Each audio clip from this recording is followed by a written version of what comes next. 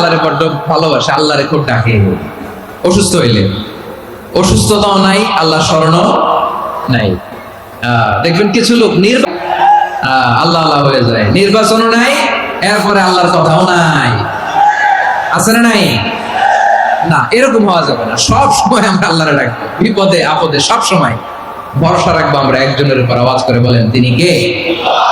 এ কোথায় আল্লাহ তাআলা আমাদের চোখে আঙ্গুল দিয়ে যায়। একদল লোক আছে, তারা যখন নৌযানে চড়ে, জলযানে চড়ে, সাগরের মধ্যে যখন জাহাজে চড়ে, লঞ্চে চড়ে, তারা যখন তুফানের সম্মুখীন হয়, তখন তারা আল্লাহরে বড্ড বেড়ে কয়। এই কথা তো আপনাদেরকে বোঝানো সহজ, আপনারা তো নদীর দেশের মানুষ। লঞ্চে চড়েন নাই কারা কারা? দেখি, লঞ্চে চড়ছেন? হ্যাঁ, লঞ্চে চড়ে নাই এরকম একজনও নাই এখানে। আচ্ছা, লঞ্চে উঠছেন কে কে? দেখি। মাশাআল্লাহ, মাশাআল্লাহ, মাশাআল্লাহ। ঠিক আছে, আপনাদের বোঝানো সহজ। আচ্ছা, লঞ্চে উঠে তুফানের সম্মুখীন হয়েছেন, জলোচ্ছ্বাস সবাই? মাশাআল্লাহ। তো এই ওয়াজটা আপনাদের মুখস্থ, ঠিক কিনা বলেন? আমার বলার দরকার নাই, বলেন। মাঝ নদী, তুফান, জলোচ্ছ্বাস, জলের মধ্যে উচ্ছ্বাস, ঢেউ, টর্নেডো, সাইক্লোন, মেঘের ঘনঘটা, পরিবেশ ঘুটঘুটে অন্ধকার, লঞ্চ একবার এদিকে আরেকবার ওইদিকে, ভিতরে কি অবস্থা হয় বলেন তো? হ্যাঁ, তখন মুসলিম আল্লাহর ডাকে, হিন্দু আল্লাহর ডাকে, ঠিক কিনা বলেন? চিৎকারের রোল পড়ে যায় সবার মধ্যে, শুধু একটা আওয়াজ, লা ইলাহা লা ইলাহা লা ইলাহা সুবহানাল্লাহ আলহামদুলিল্লাহ লা ইলাহা জোরে লা ইলাহা লা ইলাহা ইল্লাল্লাহ লা ইলাহা ইল্লাল্লাহ মুহাম্মাদুর রাসূলুল্লাহ সাল্লাল্লাহু আলাইহি ওয়াসাল্লাম। আমার প্রিয় পটুয়াখালীবাসী, তাহলে লঞ্চের ভেতরে যখন আমরা তুফানের মধ্যে পড়ি, তখন সবাই মিলে আমরা একটা নামের মুখলিসিনা লাহুদ্দিন ফালাম্মা নাজ্জাহুম ইলাল বাররি ইযা হুম ইউশরিকুন। সাগরে যখন তুফানে পড়ে, আমি আল্লাহর ডাকে, আবার আমি আল্লাহ যখন বাঁচিয়ে দেই, আবার আমি আল্লাহর সাথে শিরিক শুরু করে। আমরা কি এরকম হতে চাই নাকি? এরকম করবেন? হ্যাঁ, না, আমরা তুফানে পড়লেও আল্লাহরে ডাকি, আবার বাঁচায় দেওয়ার পরেও ডাকি কারে? আল্লাহকেই ডাকি। বিমানের মধ্যে মাঝে মাঝে দেখবেন যে এয়ার টার্বুলেন্স হয়, জানেন? এয়ার টার্বুলেন্স জানেন তো? মাঝে মাঝে বিমানটা বাউন্সিং করে, বাম্পি, ভেরি বাম্পি ওয়েদার। শুনেন নাই? 40,000 ফিট উপরে যখন থাকে, তখন পাইলট মাঝে মাঝে বলে, dear passengers, ladies and gentleman, right now we are flying 40,000 feet above the ground and we are passing very air turbulence, very heavy air turbulence right now. Please fasten your seat belt. দেখবেন ছিল। তো আমি দেখলাম যে আগের ফ্লাইটগুলোর তুলনায় এখন air turbulence খুব বেশি। আমি একটু রিসার্চ করে দেখলাম, ক্লাইমেট চেঞ্জের কারণে, জলবায়ু পরিবর্তনের কারণে আকাশের বাতাসের মুভমেন্টে পরিবর্তন হয়েছে, ফলে এখন বিমান শেকিং করে বেশি, বাউন্সিং, বাম্পি ওয়েদার। তো বলেন তো, 40,000 ফিট উপরে যখন আপনি, কয় হাজার ফিট? সবাই বলুন, কয় হাজার ফিট? 40,000 ফিট উপরে যখন আপনি, তখন যখন বিমানটা এরকম বাউন্সিং করে, সবাই যখন ভমিটিং করে বিমান নষ্ট করে দেয়, বমি করে, তখন বাঁচানোর কে আছে আল্লাহ ছাড়া? কেউ আছে? ওই মুহূর্তেও সবাই মিলে একজনের ডাকে আওয়াজ করে বলেন, তিনি কে? মাঝে মাঝে কিছু সোশ্যাল মিডিয়ায় কিছু ভিডিও পাওয়া যায় যে হেভি যখন এয়ার টার্বুলেন্স হয়, 10 সেকেন্ড 15 সেকেন্ডের কিছু ভিডিও পাওয়া যায়, বিমানটা এরকম বাউন্সিং করছে, বাম্পি ওয়েদার, কাঁপছে, মানুষগুলো বমি করছে, অক্সিজেন মাস্কগুলো সব ঝুলে পড়েছে, বিমানটা শুধু কাঁপছে। তখন দেখবেন বিমানের ভেতরেও এরকম লঞ্চের মতো চিৎকার আছে না নাই? বিমানের ভেতরেও তখন চিৎকার। গত বছর হিথ্রো এয়ারপোর্ট থেকে সিনক্রুজ এয়ার হোস্টেস যারা আছে, একজনের নাক ফেটে, চোখ ফেটে, কপাল ফেটে, ব্লিডিং হয়ে শয়লাম।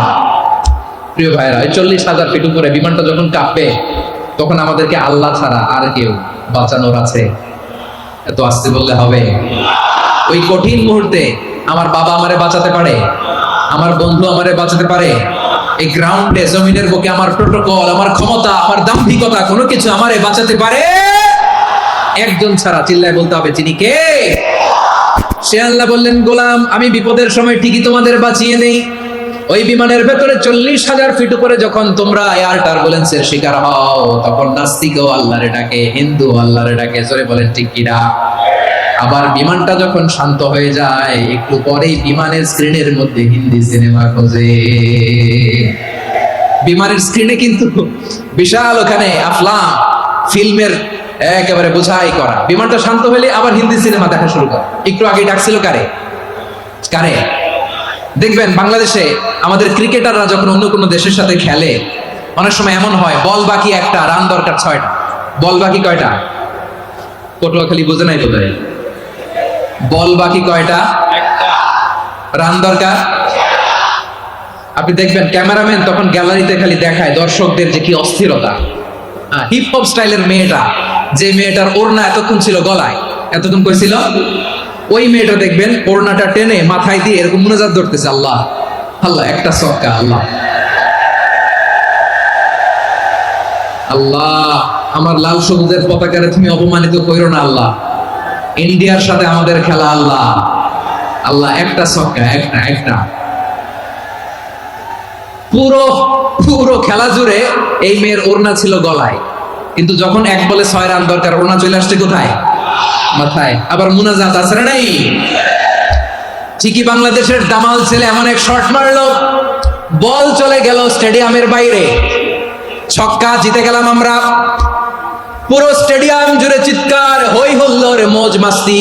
যেই মেয়েটা মাথার মধ্যে ওড়না দিয়ে এতক্ষণ সুবহানাল্লাহ সুবহানাল্লাহ বলে আল্লাহর কাছে দোয়া করেছে, ওই মেয়ে এখন আবার ওড়না ফেলে দিয়ে নাচা শুরু করে দিয়েছে। হ্যাঁ, বিপদে আপদে, সুখের সময় দুঃখের সময় সচ্ছল অসচ্ছল অবস্থায় বিশ্বাসীরা ভরসা রাখে একজনের উপর। চিৎকার করে বলো, পটুয়াখালী তিনি কে? সে আল্লাহ বললেন, গোলাম মনে করো না জাহাজ থেকে সদরঘাটে ভিড়িয়ে দিলাম তুমি নিরাপদ হয়ে গেছো। মনে করো না 40,000, তোমরা কি ভাবছো তোমরা নিরাপদ? সাগরের মধ্যে তুফান, আল্লাহ আল্লাহ ডাকলাম, সদরঘাটে যে পড়ছে, বেঁচে গেছেন তো আপনি। আর পাবে আপনারে আল্লাহ? আল্লাহরা তো সাগরের মাঝখানে তো আল্লাহ আপনার পাইছিল, আর তো পাবে না। আর পাবে আপনারে? আর আল্লাহ ধরতে পারবে আপনারে? ঘরের ভেতরও বিপদ দিয়ে আটকাতে পারে কে? 5 স্টার 7 স্টার হোটেলের ভেতরও আমাকে বিপদের মধ্যে ফেলে দিতে পারেন কে? আল্লাহ বললেন, তোমরা কি ভেবেছো তোমরা নিরাপদ? আমি চাইলে ল্যান্ডস্লাইডস, ভূমি ধস দিয়ে 1 লক্ষ এক মুহূর্তে নিয়ে যেতে পারি। এক সুনামি দিয়ে থাপ্পড় মেরে 3 লক্ষ সাগরের ভেতরে ঢুকাই দিতে পারি, 1 সেকেন্ডও লাগে না আমার। أم أمنتم من في السماء أن يرسل عليكم حاصبا فستعلمون كيف نذير। আল্লাহ চাইলে আকাশ থেকে পাথর বৃষ্টি নাজিল করতে পারেন কি পারেন না? এই মুহূর্তে এখানে ভূমিকম্প দিতে পারেন কি পারেন না? আচ্ছা, ভূমিকম্প যখন হয় আমাদের কারো হুঁশ থাকে? আপনি মনে করছেন আমরা সাধারণ মানুষ, আমরা দৌড় দেই, আর প্রেসিডেন্ট প্রধানমন্ত্রী ওনারা বুঝি খাটে শুয়ে থাকে? কথা বুঝে নাই বোধহয়। ভূমিকম্প, আর্থকোয়েক যদি হয়, বাঁচার জন্য আমরা কি করি? হয় খাটের তলায়, ডাইনিং টেবিলের নিচে, উপরে শক্ত কিছু আছে এটার নিচে, অথবা ঘর তুইয়া দেও দৌড়। তো প্রধানমন্ত্রী উনি কি করে? প্রেসিডেন্ট উনি কি করে? হ্যাঁ, উনি খাটের মধ্যে যে শুয়ে থাকে নাকি? উনিও দৌড়, সাধারণ মানুষও দৌড়, প্রধানমন্ত্রীও দৌড়, বাড়িওয়ালাও দৌড়, ভাড়াটিয়াও দৌড়, সবাই দৌড়।